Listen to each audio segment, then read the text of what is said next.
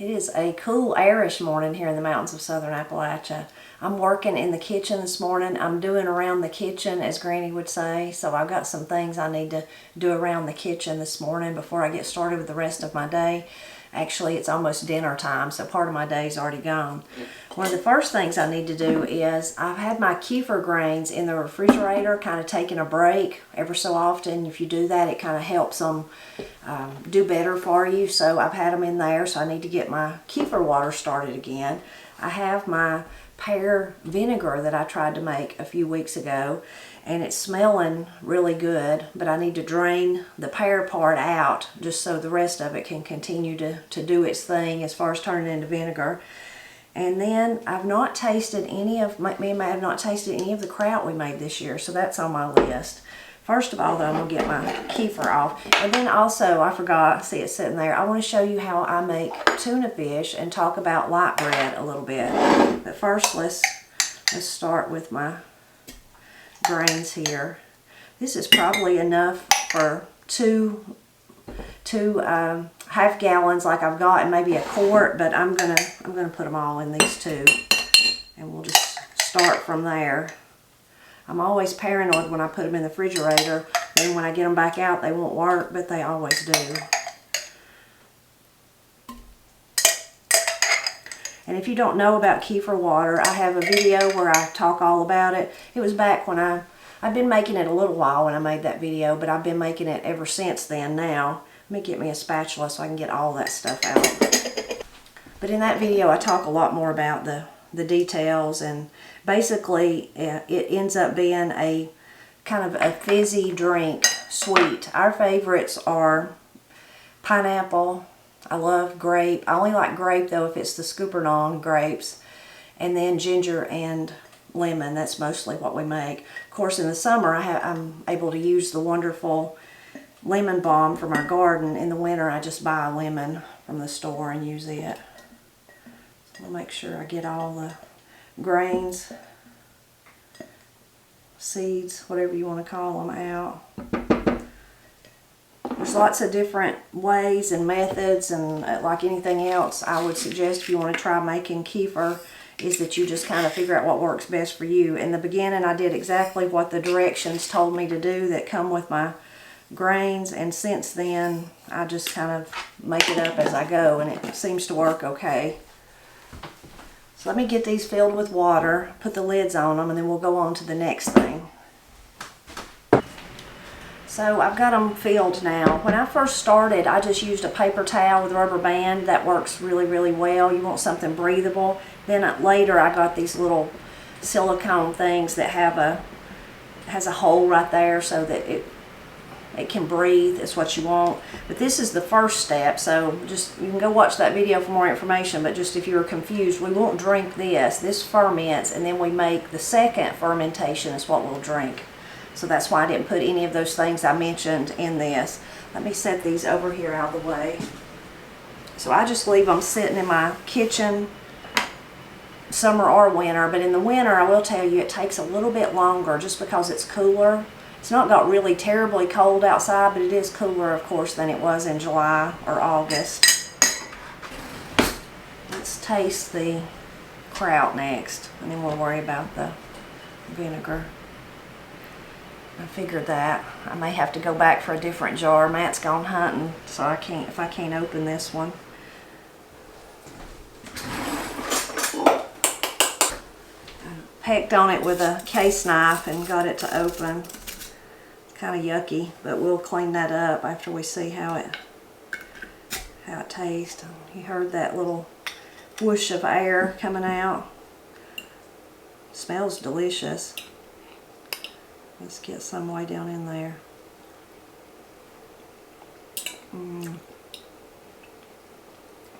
It's very good. I shouldn't double dip, I know, but I already did.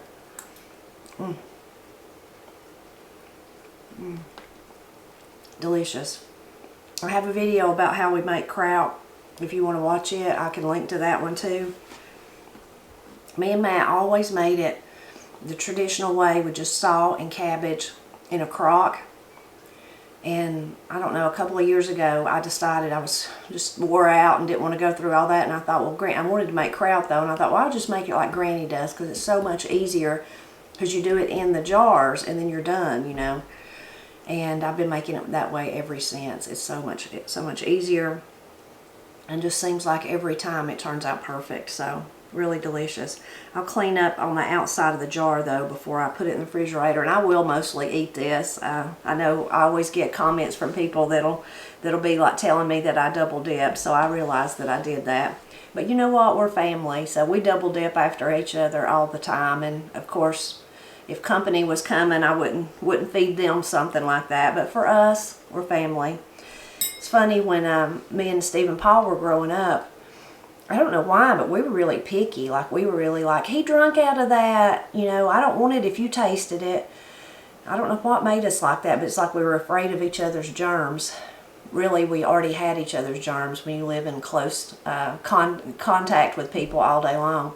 But Corey and Katie was never like that. So they'll say, give me a sup of that. Let me taste that. And we do it to them too. Me and Matt do. So we share in our germs. But me and Paul and Steve didn't for some reason.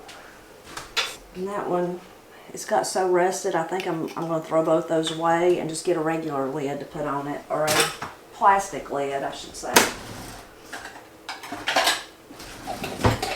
And then I can put it in the refrigerator. Okay, before we do the pears, I want to show you one other thing that I've been doing. I've been working on making apple butter for, I don't know, 3 or 4 days now. I've been cooking on it. So I do show a little bit of it in our upcoming video about the month of October, so you can be on the lookout for that. I don't really give a step-by-step process though, because I'm doing it kind of weird this year. My apple butter, and I say this year, but I didn't make apple butter last year. I don't think I made it the year before either, so it's been a while. But this year I'm actually making my apple butter with a combination of apples that come my way and then pears. Y'all know that I did some pear jelly and pear preserves and also pear bread. Well, some more pears come my way. So with those pears, I just took them and the apples that I had and I combined them all together to make my apple butter. I guess it's technically apple pear butter. But I put them all, washed them, you know, cut them up, put them in my big giant roaster. I'll show you in a minute. And I let them cook in it it took me a day or so to let them cook till they were really soft, you know. And then I put them through, and the reason it took that long is because I was having to leave the house and come back, and I didn't want to leave it going without me, or, you know, with me here to check and make sure it didn't dry out and scorch or something. Anyway, then I took all those softened apples and pears and I put them through my ricer. You could use a food processor or a food mill, would work good, or whatever. You're just separating out the seeds and the stems and things like that, and the peelings. Couldn't think of the word peelings. So I did that, and I got all my sauce. I ended up with 8 quarts. I couldn't believe it, 8 quarts of my pear apple mixture. Then I put it back in the roasting pan, and then I've added sugar and brown sugar and cloves and cinnamon, and I think that's all. And then I've been letting it cook ever since then. So I'm thinking that by tomorrow I'll be able to put it in the jars, and I will process it for probably, I don't know, 10, 15 minutes or something like that. Just water bath it, and then it'll be ready to go. I will probably store it in the little, you know, thinking about pint jars and maybe even some jelly jars so that I can share it with others too. And that way, if we just want a little bit, we open it. I always think it stays fresher. Like, you could certainly put it in the quart jars, but if it's going to take us a month to eat that quart jar, I'd rather have it in the smaller ones. So let me show you what that looks like. So this is my apple pear butter. I've left the lid off of it today, thinking it would get a little bit thicker, and then I would be able to put it in the jars tomorrow. Makes me want a biscuit to go with it. I always liked apple butter and peanut butter on a piece of light bread too for a sandwich. Make a sandwich out of it. I always liked that. But I especially love it just on a biscuit. It's awful good. But I'd like for it to get thicker. I probably need to turn it up a little bit and let it cook a little harder so that it will. I've tasted it though, and it's already fantastic. Okay, let's look at the pear vinegar. Definitely smells like vinegar. So I'm just going to pour it through the colander here, the sieve, and strain out the pieces.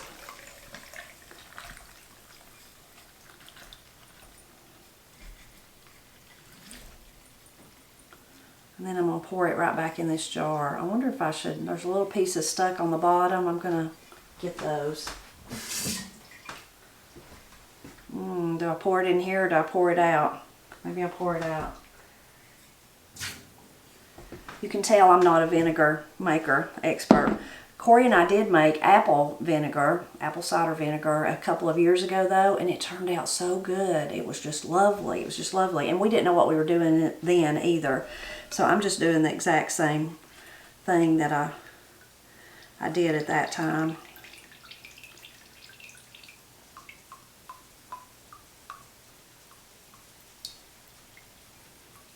Definitely smells like vinegar.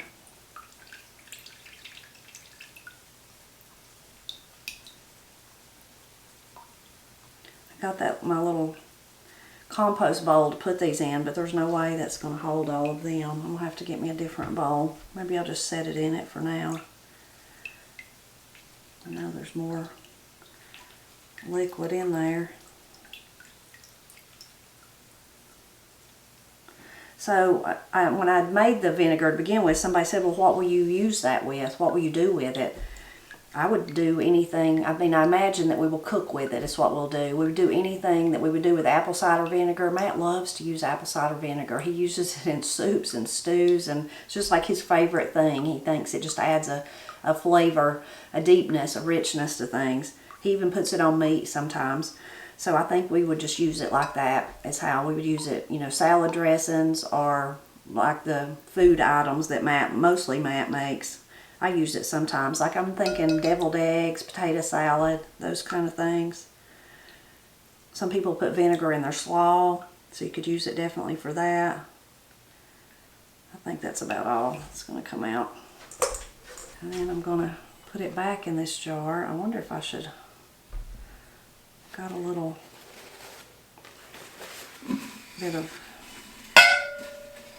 crud, I don't know what else to call it, around the top. Maybe I'll try to get that out a little bit.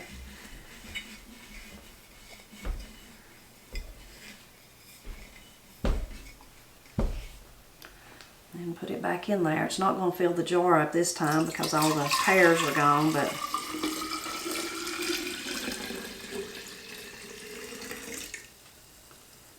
probably should have got a smaller jar. I'm so silly though. This morning when I was getting out my stuff to do the kefir, I thought, well, where is my other big jar? Where's my other big jar? So I had to go to the basement and get one. Well, this is where it was. It had the vinegar in it. Okay, then this needs to continue to sit for a while longer, and then in a few weeks I'll taste it and see if I deem it good, and then I'll just put it in something with a lid, you know, and put it on my canning shelves, and we'll use it when we use it. So I'm going to get another paper towel though for the top. So this is what I was talking about you could use for the kefir water if you didn't have those little inserts like I do. And I could get one of those for this, but since this is just handy right here, that's what I'll do. So got that step completed, or that little chore that needed doing this morning. So now I'm ready to make my tuna. Let me get all the stuff together and then I'll talk to you about it. So I already drained my tuna and got it here in the bowl. I'm just kind of breaking it up. I like to use tuna that is packed in water. You can use tuna that's packed in oil, of course, and there's all different brands and kinds for you to use. Whatever your personal preference is. And maybe you don't even like tuna fish, so if so, then it wouldn't be any of the above.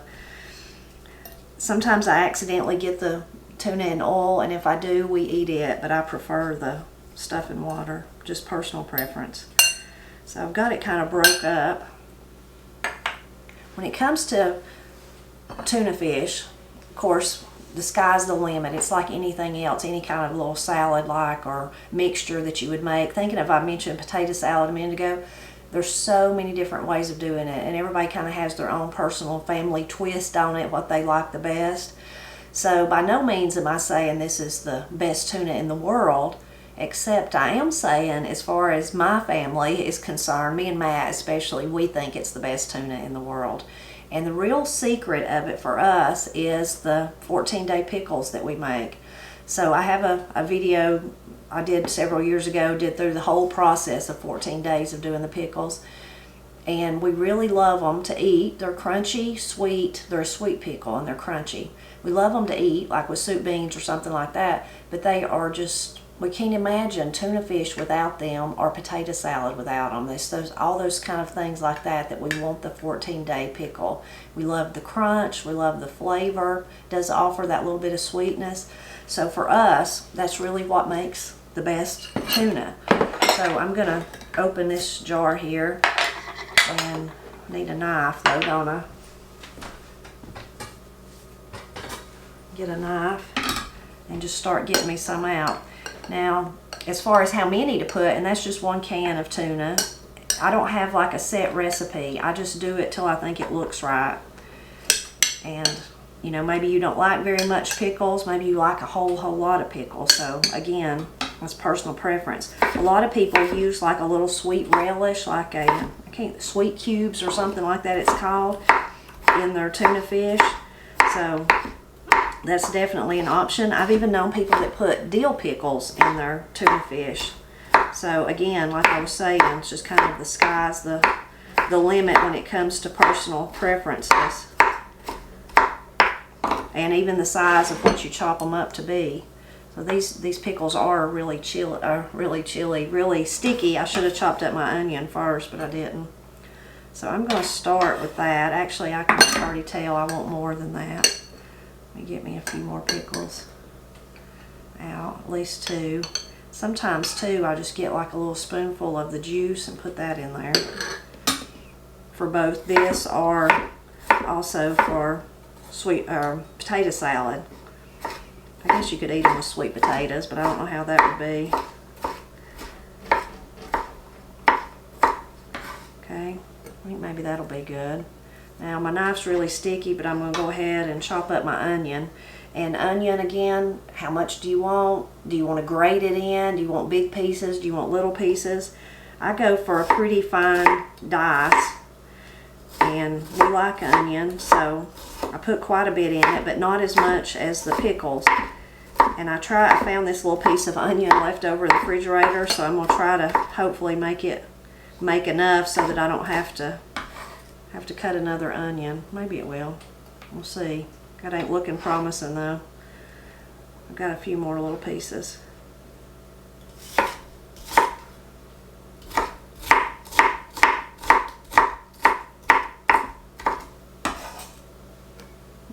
Maybe that'll be okay.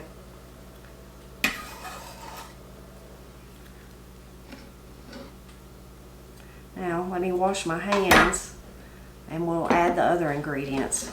Maybe I'll move this too. Now as far as seasoning, I only use salt and pepper. I'm pretty bland, I guess, if you will. You could add any other kind of seasoning you'd like, but salt and pepper is usually all that I use.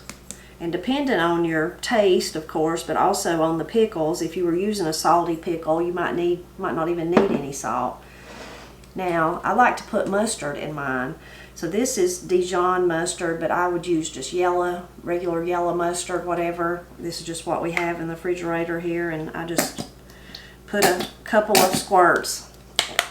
And then, of course, you got to have mayonnaise.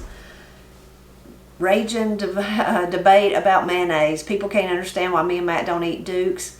Matt likes Duke's. I don't like Duke's. He likes it okay, but Matt also says he's never really met a mayonnaise that he didn't like. He likes them all. So I grew up on Hellman's. That's what I like. Or Blue Plate. Blue Plate is very, very similar to Hellman's. Very, very similar. So this is a brand new one. So I'm gonna have to open it and get me a spoon too. Let's see if I got a spoon here. So I just start out with a spoonful or two and then see what I think as I mix it up. I think the mustard really adds something to it. Miss Cindy and Matt really taught me that about mustard. I find myself putting a squirt of mustard in a lot of things, whereas I would have never ever done that before I met Matt. And I didn't really ever see Granny doing that either. I might have got a little bit heavy on the mayo, but maybe it'll be okay. I think my pickle ratio is good. I may be wishing I had more onions to put in it though. Let me use this to taste and then I'll get another spoon. I always try to get the balance right.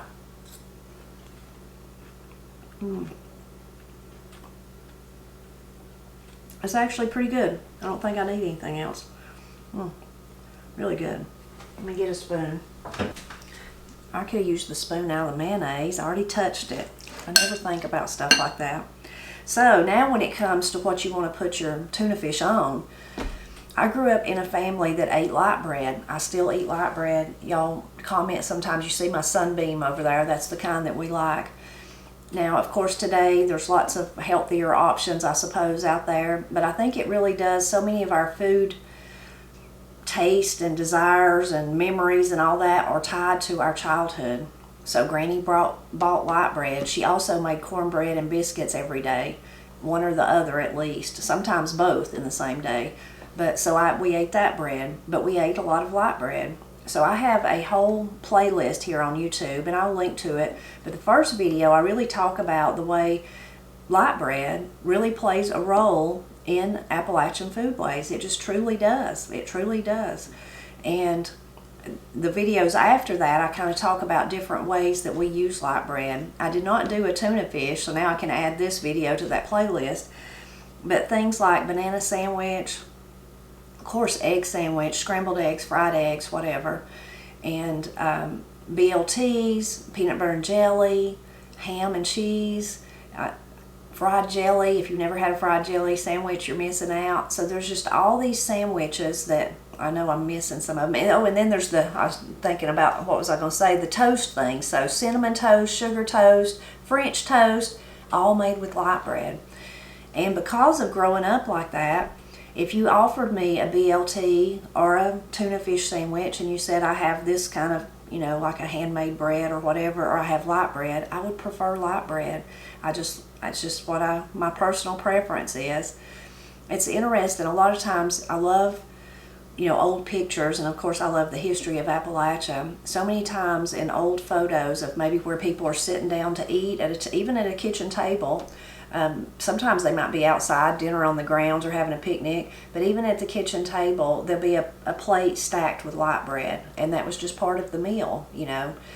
There is the whole thing to think about, and I talk about it, I think, some in the light bread video, but how oftentimes, I don't know how to exactly say it, but you think store-bought might be better, especially in those days when all the store-bought stuff was just such a novelty, whether it was bread or you think about clothes. You know, women went from having to weave and make all their fabric to then being able to buy it. For one, it's easier. It's definitely easier for me to buy a loaf of Sunbeam than it is for me to make it myself. But somehow in your mind you think it might be better. I think in those days, I don't technically think it's better for you today myself, and I have a bread machine, so it's not that hard to make bread. I just think it tastes better because that's what I grew up on. But it's all those things mixed together. You know, it's really fascinating and interesting to think about and study on. Food becomes such a part of who we are, you know. No matter where you're from, whether you're from the mountains of Appalachia or somewhere halfway around the world, food really becomes part of our being, and is tied to so many of our memories and so many of the things that we look at life. It's a very simple thing in one way because it's just our daily bread, you know, what we, technically, I didn't mean that pun there, but it is daily bread. But daily, what we feed ourselves, you know. We all have memories like that, whether it's tied to some kind of special dessert, your favorite cereal, your favorite drink, you know, what your grandma and grandpa ate or did that you thought was unusual. You know, maybe they ate with you've heard those stories about older people that ate, I call it a case knife, a butter knife, the knife that comes with your silverware with a case knife like that, and they lined their food up on it and ate like that. There's just all those different things connected to food, all the traditions and the food. So I'm going to make me a tuna fish sandwich, and I'm going to get me some chips to go with it. Get me something to drink. I wish I wasn't out of kefir because that's what I would prefer, but I'm going to get something else to drink, maybe a little cup of milk, and I'm going to go sit down and take a load off, as they say. I hope you enjoyed coming along with me this morning, doing around in the kitchen. I hope you'll leave a comment and tell me how you make your tuna fish if you like it. There's so many variations. I know yours would be really, really interesting. I'm always glad when you stop by to help me celebrate Appalachia.